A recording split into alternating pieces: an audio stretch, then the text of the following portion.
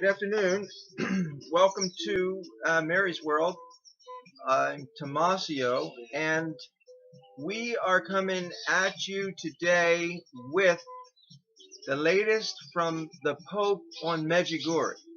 So, if you haven't heard, yesterday the Pope spoke negatively about Medjugorje. He was just in Yugoslavia, Croatia, and did not go to Medjugorje, and basically said that the commission's just about ready to release their findings. Then the next day he's saying that Mary's not like into secret Gnosticism, and uh, Jesus is the final word. So he was very sort of negative about the phenomena of Medjugorje, meaning these certain people get these messages, and then all these people go around them and make them superstars, like they're made them superstar Catholics. And the Pope doesn't feel comfortable with that, having superstar Catholics, because they can't add anything to what Jesus has done. So there's only one superstar, that's Jesus. Basically, that's what the Pope's saying. He's against superstar Catholicism. That's clear. So, are they going to come out and say the Blessed Mother never appeared in Medjugorje, or the Blessed Mother has nothing to do with Medjugorje? I doubt that seriously. But they're going to say that they haven't found any supernatural, and they're not going to give any kind of church endorsement to Medjugorje, because they're not, I hate to say it, but they're, as far as I can tell, they're not making any money on this. Okay, the Roman Catholic Church, directly. It's more the people, the villagers there, the people who have bookstores and gift shops and things of that nature. It's been very profitable for them. The people who donate money at St. James, I guess that goes to the church, but whether they endorse it or not, that's going to continue. I don't know, but I do know a lot of people that are not specifically employed by the Roman Catholic Church are financially benefiting from Medjugorje. Now, is that bad? Is that a bad thing that they're financially benefiting? No, it's not a bad thing, but the church isn't going to, they're not interested in whether someone financially benefits or not. They're not in, the church isn't about making people money necessarily. Now, so that is happening all across the Catholic world, where if something is happening supernatural or whatever, the church is really going to be very reluctant to give its endorsement of it, because of the automatic popularity, the automatic money that's associated with it. And I see it all the time. People who want to get a picture with the Pope holding their picture or something like that, and now all of a sudden it's, everybody wants that endorsement. Why do they want the endorsement? Well, I don't know. They have to answer that question themselves. Now, if the Blessed Mother is truly speaking to you or inspiring you, then do you really need the papal endorsement or the church's endorsement? So times have changed. Back years and years ago, like Lord's time or whatever, if the church was the sole voice on these types of things, apparitions and things of that nature. So that being the case, you know, they could have, it was just natural. Now everything's business now, and money is the motivator for just about everything. So uh, basically,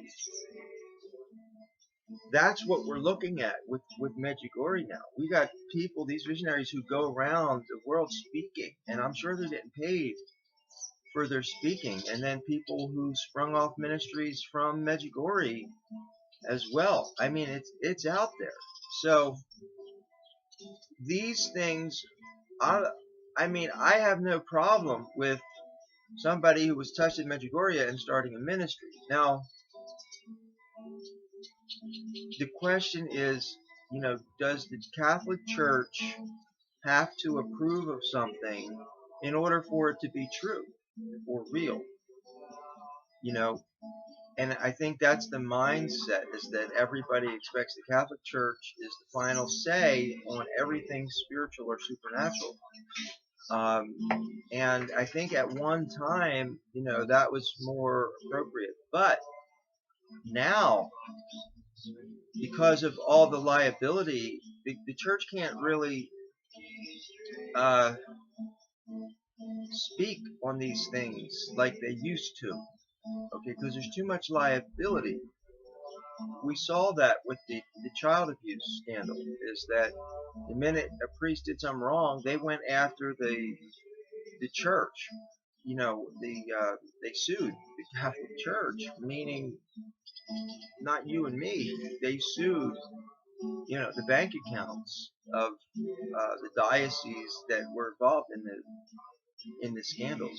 So it's being run like a business. Now, how disappointing is that for Pope Francis to basically say, he's not a big fan of this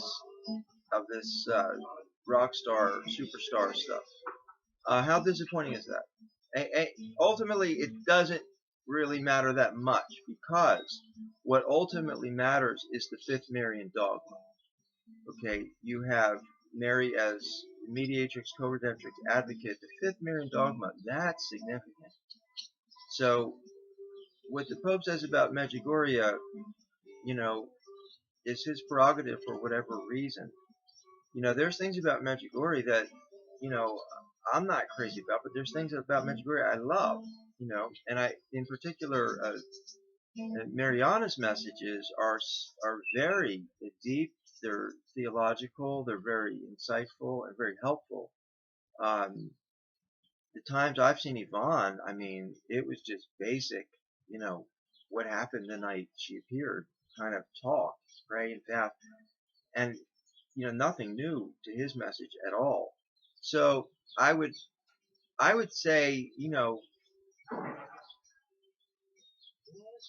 they all were touched in some way, and they continue to speak as if they're being touched, and maybe in a prayerful way, they are always going to be connected to the Blessed Mother, and so they can always be, in essence, spokespeople or visionaries or whatever.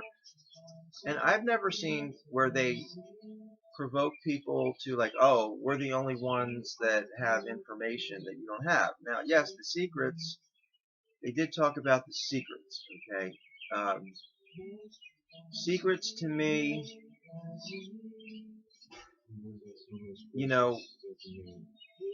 are troublesome, because the Blessed Mother's keeping secrets from us, okay? I guess that is her prerogative and God's prerogative, to keep secrets from people while they're still on this earth. Okay, fine. So they're keeping secrets, but she's telling the secrets to someone else who's going to tell people. So there's absolutely nothing that you and I can do about secrets, okay, being exposed or revealed in their time. So to waste a lot of time, on secrets, that's what they are. They're secrets. So I would say, basically, just stay focused on the fifth Marian dogma. Okay, if you want to go to Medjugorje, go to Medjugorje. If you don't, then don't. the fifth Marian dogma is really where we should all be focused. Whether or not the church comes out and says, yes, Medjugorje, she appeared, or no, people are going anyway. There's been so many people who have been there already in spite of the church's lack of support. So, there's very little. You're not gonna change people's minds. You might slow down renewed interest to a certain extent, but people who've been there and been touched, they're already convinced. It's really not going to change anybody's minds.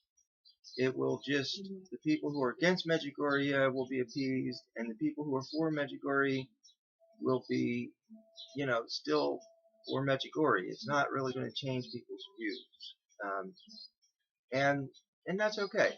If that's where the Pope is right now with everything, then that's fine. Like I said, the fifth Marian dogma is really what we need to focus on as being something that Jesus has revealed. Because that goes back to Fatima. He wants her heart next to his heart, and Our Lady of All Nations in Amsterdam. So there's good news, in the sense that the church is going to say something.